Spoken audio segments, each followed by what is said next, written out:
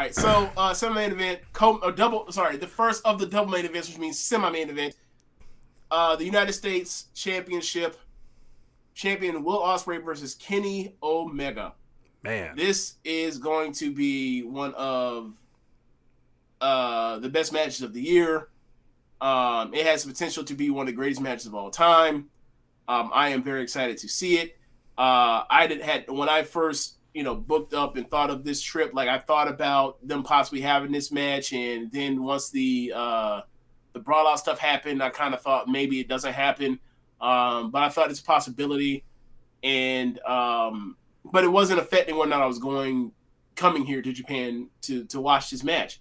I was coming to see Wrestle Kingdom, to come see Dream Kingdom, and then the match was on, and I'm really excited to be in person for the match. It's going to be great. How great, we'll see, but at minimum, it is going to be a banger.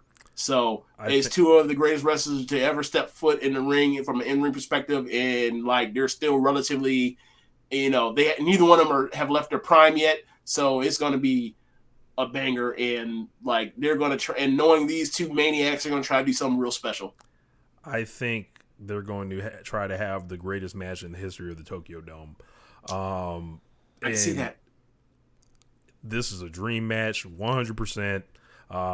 They've sniped at each other back and forth in interviews. They've had the trios match in AEW. They set this up masterfully.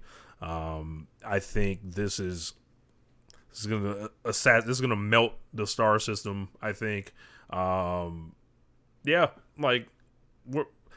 it's gonna, they're gonna try to have the greatest match ever. So yep, I imagine they're going to try. Yes. And I can't wait. And if they aren't trying, it's because they're building towards trying to do that eventually later on down the road in a year or in 6 months or whatever. I can't wait to for these guys to easily throw 5 plus 6 on the board, 7 on the board, and then I can't wait for the lies, James. I need to hold on. I brought something back.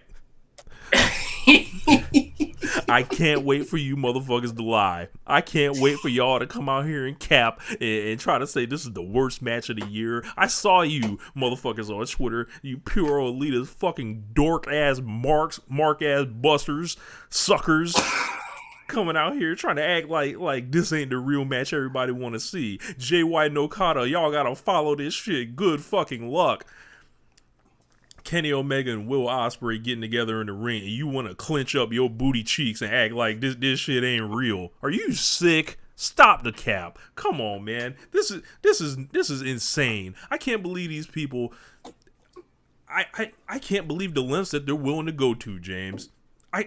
Where does it end? One must ask. This is not just and these are otherwise smart people, I would imagine. These are not cornet people that we're dealing with that are making the loudest noise about this. We know what y'all mad about. We know that you're upset that, Kenny Omega comes back, and then all of a sudden, more people are talking about this. It's not Jay White that got people excited. It's not Kazuchika Okada, unfortunately, that got people excited over here.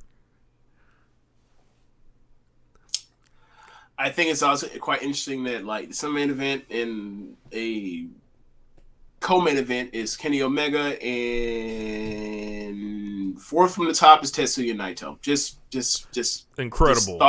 Just thinking about that from 2018 perspective, all how terrible those wars were. I almost typed this out, but I was like, I'm gonna say this for the show. How terrible those 2017-18 wars were online between the Omega section, the Naito section, on who should get the big win off of Okada first, as if that's whatever, right? Off of that title run that Okada was having, and then the flash forward from that hellscape it was to 2022 or 23, and to see that all right, so Okada's in the main event, Omega's second from the top, and we got Naito in a trios retirement match, basically. Okay, cool. I'm so glad we wasted so much time on that. So glad. Yeah. So Anyway, and between, I guess we'll transition into the main event. So with Jay White defending the IWGP Championship against Kazuchika Okada, I think this is a perfect time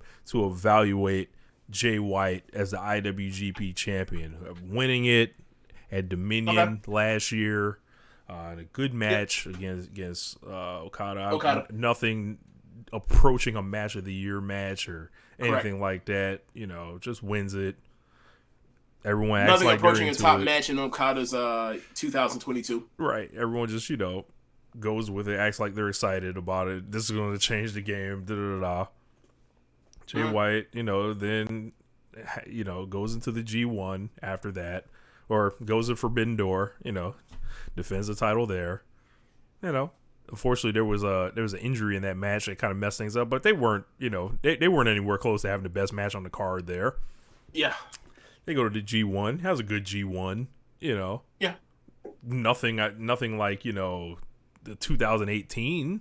And nothing you're putting in there. Nothing like 2019, like with those B blocks and like the top people doing that shit. Yep. He wrestles Tama Tonga. Solid match. Yep. Just solid. And then just a very good match. Then all of a sudden, Jay White is gone, people. Jay White, unfortunately, did not give us a legendary G1. Unfortunately, he did not give us a legendary title win. Unfortunately, he did not give us sellout buildings at King of Pro Wrestling. Unfortunately, he did not give us incredible tag team matches in America and in Japan during this time. Unfortunately, he did not show up to Road to Tokyo Dome and have some 5-star tag team match or anything to build up the Wrestle Kingdom main event. Unfortunately, he didn't do any of those things that Kenny Omega did in 2018. So, like, anybody that has to that wants to talk about this bad title reign, y'all can kiss my ass. What y'all got to say about this? And unfortunately, Jay White is going in to the main event. He didn't do All In. Yes, he didn't sell 10,000 tickets, with his homeboys. Yes. Good one, Sam. But he's going in, facing Okada. This match is colder than a polar bear's toenail, as Big Boy once said. And Jay White has been so bad, everyone's fantasy booking him leaving the company. This has been an abject disaster. This is a victory lap I've been waiting for years. When I said this dude was not the one, when it comes to being on top of the card, he's a great wrestler. He's a good wrestler. He puts together good enough matches and all that. But when it comes to being the man like that, he never was. He never will be. It's not in the cards for him. Unless he comes out here, and I don't even think having some match of the year will change this, because it's Kazuchika Okada, who has a lifetime batting average of 1,000 in the dome. What are we talking about here? His first match I ever seen in the dome was with fucking Jay White. Exactly. And come on, man, Rainmaker 35 minutes, Rainmaker 1, 2, 3. Send somebody out to challenge Okada afterwards. Jay White might as well deliver the belt in a briefcase to Okada. Can they just bring a new belt for Okada? Can they retire that belt with Jay White that he's holding? I mean, Okada wants to bring back the V4. He did it a couple years ago, right? So yeah. Men in Black flashy thing, all this shit. This is I don't know whether Jay White has some personal issue where he couldn't travel to Japan, or if there was anything else that was prohibiting him from showing up. But last I checked, people didn't like when champions didn't show up to the country. I just want to know if that energy is here as well. So I remember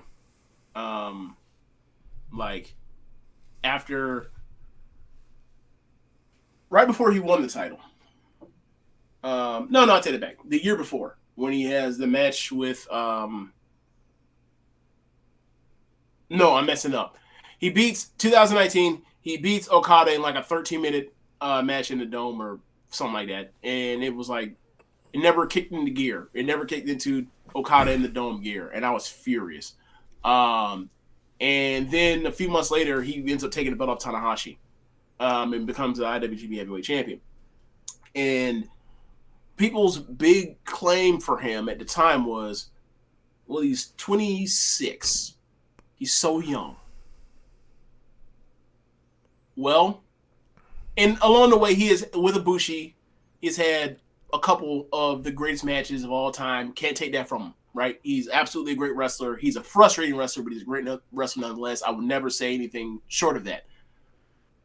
We are now at the point where, in I think October, the end of this year, he turned 30. He talks, he's a heel, so obviously he's lying. But he talks all this catalyst, it's his era stuff, and under his era, not necessarily it's all his fault.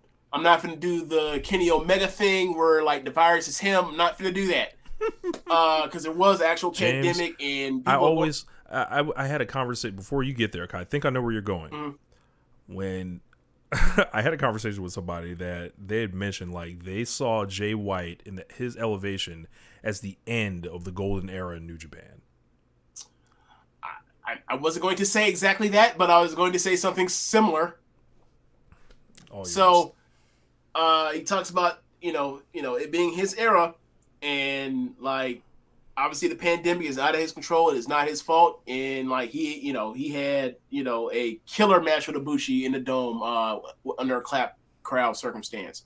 But we're at that point where we're looking at New Japan Pro Wrestling as a whole, with him being a guy that has been in and out because of like New Zealand and Japan with their whatever restrictions they have, and him deciding to stay at home.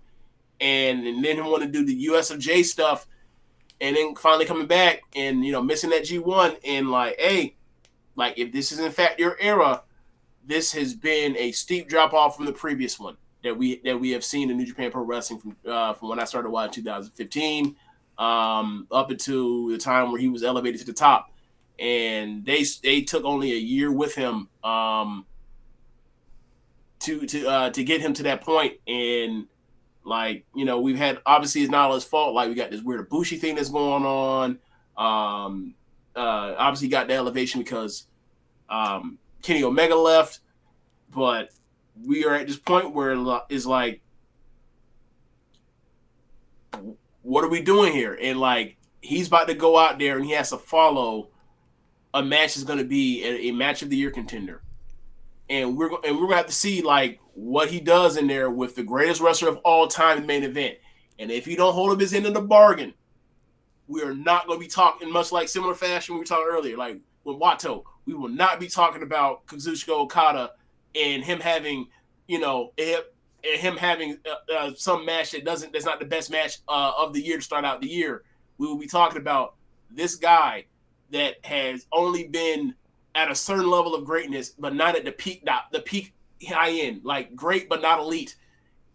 And I don't mean that as a pun, but that might kind of tell us what this might be the thing where it's like, all right, this all the people that have held out hope and the people that wanted Kenny gone and the elite gone and for some weird fucking reason, fucking guy. and then or like think that he's a guy and not actually Ospreay. We're going to see, because if this dude turns out to just be great and not elite, it's gonna be the end of this one. Like, there's no more of the potential or whatever else. He's fucking 30 now. Yep. This is the time we're supposed to be having 29. So this is the time we're supposed to be having the best wrestling matches in the world and of his career, and this is the time for it. If it's not gonna happen, if it's not up to par with the top of the history of this company at the top, then we need to readjust this thing. Need to pull out that fucking white belt again and hand it back to him. Because he might just be a white belt guy. There's no shame being a white belt guy. If you're a white belt guy, you might still eventually become an Observer Hall of Famer. You might be just a top merch seller. Tetsuya Naito. Oh man. I know Zach watched, so I've been banging his ass over the head with that one. Look, man. So we'll see, man. We'll see. Yeah. I expect nothing less than a very great match for them. But like, this is very similar to like, I think the last time Okada had to go up against Ospreay, opening or having a match before him, and you knew he was going to tear the house down, and he absolutely did. And then how Okada responded. Like, I don't think that's in the cards here, my guy. You think he's going to go out there and have a Bushi Okada match? Because I don't. I think there's a difference between JY and Kota Ibushi. Just a small one. That's fair. That's fair. So, I think it's about the time to wrap it up. I got to get ready, and then I got to hop my ass on a train all the way down to Yokohama. This is like an hour trip. So before this 4 o'clock Stardom show that starts an hour and a half. So